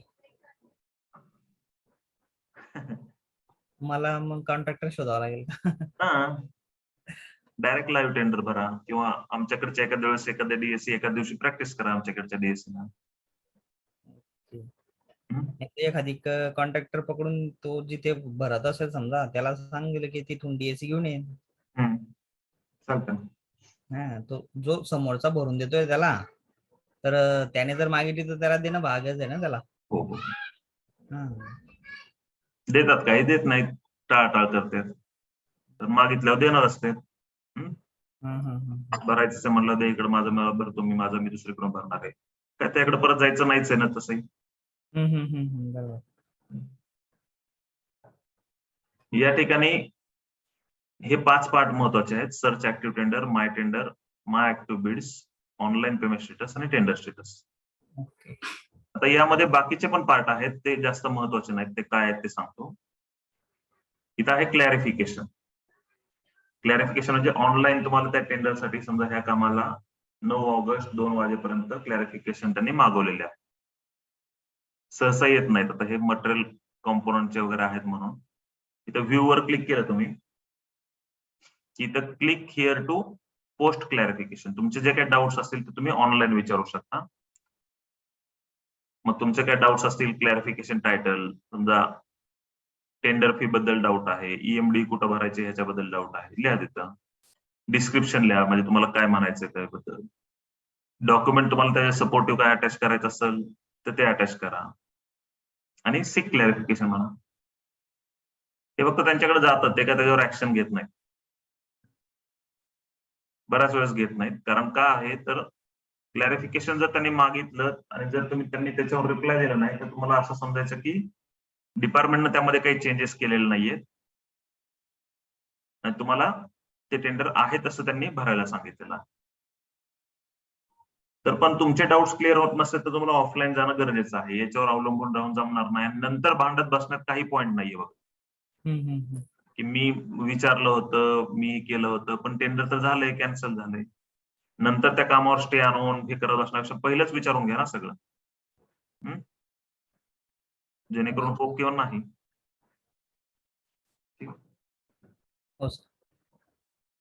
क्लॅरिफिकेशन आणि तुम्ही विचारलेले क्लॅरिफिकेशन इथं आर्चिव्ड क्लॅरिफिकेशन मध्ये जातात. इथं खाली आर्चिव्ड क्लॅरिफिकेशन मध्ये आम्ही इथं 2-3 विचारले होते, पण एकाला पण त्यांनी रिप्लाय दिलेला नाही.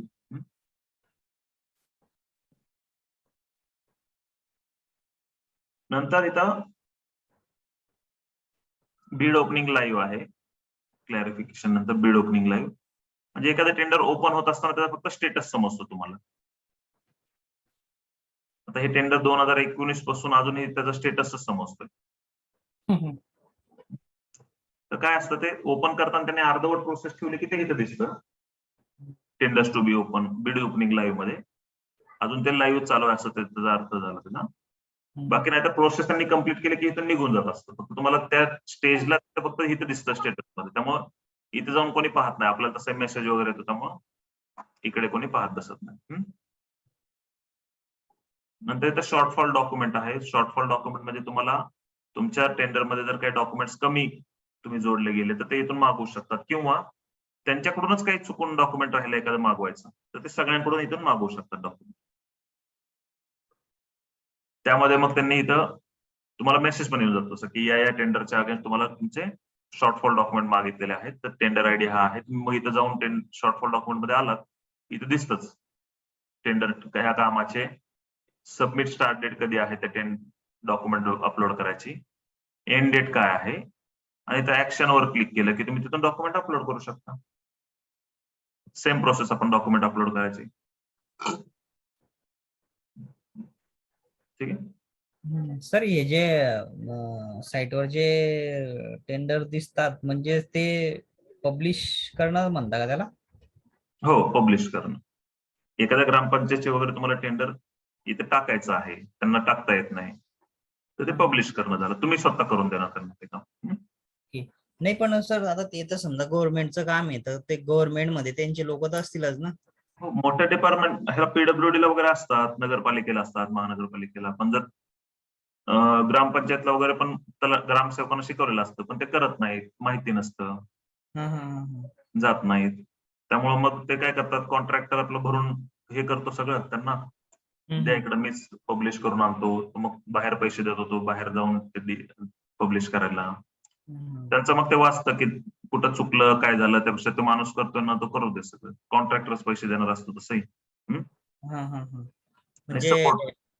म्हणजे भविष्यात जे तालुका आपल्या ग्रामसेवक लेवलचे जे पब्लिश टेंडर आहेत समजा, तर ते आपल्याला मिळू शकतात समजा म्हणजे पब्लिश करायला. भविष्यात कशाला, लगेच पण भेटतात ना, भरपूर काम आहे, स्कोप आहे त्याला पण. असं आहे का? हो, मला वाटतं पीडब्ल्यूडी वगैरे हे ते त्यांचे क्लर्कच भरतात बहुतेक टेंडर. पीडब्ल्यूडीचे भरतात ना, पीडब्ल्यूडी त्यांचे असतात, पण ग्रामपंचायत लेवलचे तुम्हाला बाहेर येतात सगळे पब्लिश करायला. हो का? हो. चालेल चालेल. मग ते सर मग ते आता पुढे पब्लिश आणि की साठी तिथे जावं लागेल का? हा, पब्लिश करायचं ऑनलाईन होऊ शकतं, पब्लिश करायचं पण कीचं पण ऑनलाईन होऊ शकतं.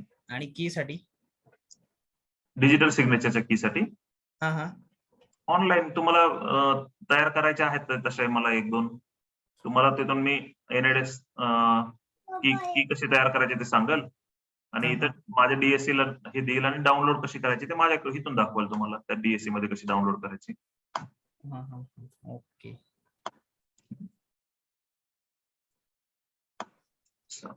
या ठिकाणी शॉर्टफॉल डॉक्युमेंटची हिस्ट्री इथं राहते, आणि इथं माय बीड हिस्ट्री आहे. म्हणजे तुम्ही जेवढे टेंडर भरले, टेंडर स्टेटस मध्ये जे दिसतं तेच इथं दिसतं तुम्हाला, तेवढेच टेंडर दिसतात तुम्ही भरलेले तेवढे. फक्त इथं तुम्हाला तुमचेच डॉक्युमेंट दिसतात. म्हणजे आता याच्यावर क्लिक केलं मी जरा, तर ही माझी बीड एक्नॉलेजमेंट दिसते मला, आणि याच्यावर क्लिक केलं की मी फक्त हे पहा माझेच डॉक्युमेंट फक्त मला दिसतात, मी जे अपलोड केले ते. दुसऱ्या कॉन्ट्रॅक्टरचे दिसत नाहीत, म्हणून ही फक्त माय बीड हिस्ट्री. मग याच्यापेक्षा हे टेंडर स्टेटसच महत्वाचं आहे, ज्याच्यात तुमचे पण दिसत आहेत, बाकीच्यांचे पण दिसत आहेत, सगळ्यांचेच.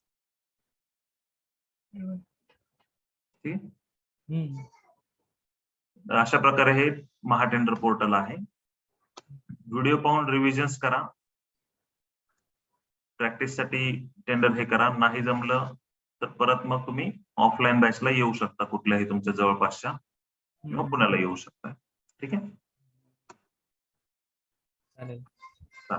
मग आपण या ठिकाणी थांबूया. काही प्रश्न असतील तर विचारा. चालेल सर. पण भविष्यातील अडचणींसाठी 10 ते 6 अवेलेबल असणार ना? हो हो हो, उशिरा पण आहे, पण फक्त लेक्चर मध्ये वगैरे असलं तर तुम्हाला रिस्पॉन्स देता येत नाही, बाकी काहीच नाही. हा चालेल. नाही तसं काही नाही, आणि म्हणजे लाईफ टाईमची तर काही गरज नाही पडणार, पण तरी इन नाही केस पडत नाही. 1-2 टेंडर भरले की तुम्हाला कॉन्फिडन्स येऊन जातो, परत पण चालेल. फक्त कधी अपडेट आला, कधी विसरलं, काय झालं, त्यामुळे आपला लाईफ टाइम म्हणजे एक त्याला कॉन्फिडन्स राहतो की परत नंतर कधी भविष्यात मला करायचं असलं आणि काय अडचण आली तर आहेत आम्ही ग्रुप असाच राहणार आहे. येस. हॅलो सर, एक की मधले जे आपण म्हणतो ह्याच्यावर आपले डॉक्युमेंट असतात ते आपल्याला लॅपटॉप मध्ये कसं घ्यायचं म्हणल्यावर काय करायला लागेल का नाही? तसं काय गरज नाही वाटत. हेच दाखवलं ना तुम्हाला, हे माय विड हिस्ट्री मध्ये गेलात किंवा माय टेंडर स्टेटस मध्ये गेलात. नाही आता हे आपले डॉक्युमेंट असतात सगळे जे अटॅच करायचे असतात ते त्याचे आता तिथूनच घ्यायचे असतात. तिथून down- इथं गेलात की इथं हे तुमचे टेंडर जे का तुमचे डॉक्युमेंट तुम्ही अपलोड केले असतात ते इथून डाउनलोड करायचे. एक तुमच्या एनव्हलप मध्ये तुम्ही जे डॉक्युमेंट अपलोड केले असतात ना पहिले तेच डॉक्युमेंट असतात ना. की मध्ये डॉक्युमेंट्स नसतात कधी, त्या वेबसाईटवर डॉक्युमेंट असतात जे तुम्हाला इथं ह्या टेंडर स्टेटस मध्ये किंवा माय हिस्ट्री मध्ये दिसतात. तर एक डॉक्युमेंट डाउनलोड आता मी त्यांच्याच टेंडर नोटीस अपलोड केलेल्या होत्या प्रॅक्टिससाठी म्हणून दुसरं दाखवतो. माय हिस्ट्री एक मिनिट दुसऱ्या टेंडरचे दाखवतो. जुनं करायचो मी पहिले डॉक्युमेंट्स, डमे डॉक्युमेंट्स. समजा ह्या कामाचं पाहायचं तर या ठिकाणी ही फी ही ऑल टेंडर डॉक्युमेंट मी या ठिकाणी ओपन म्हणतो.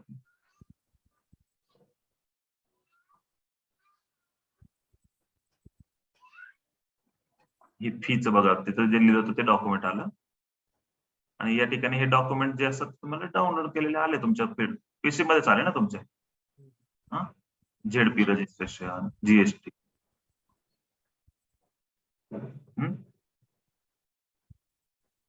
ठीक आहे.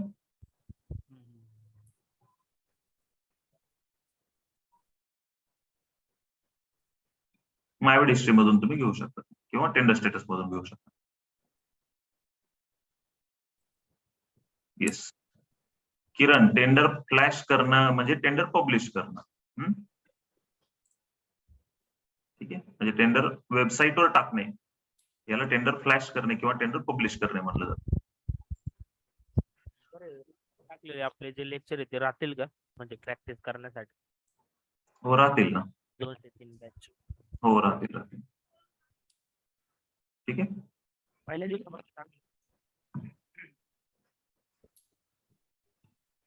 राहतील, टाकून देतो. सर मग आता आजचा काय शेवटचा दिवस होता का? हो आजचा शेवटचा दिवस. असं आहे का? ओके. काय डाऊट्स असेल तुम्ही ग्रुपवर विचारू शकताय. हो चालेल. हे काही ग्रुप कायमस्वरूपी राहणार आहे तो.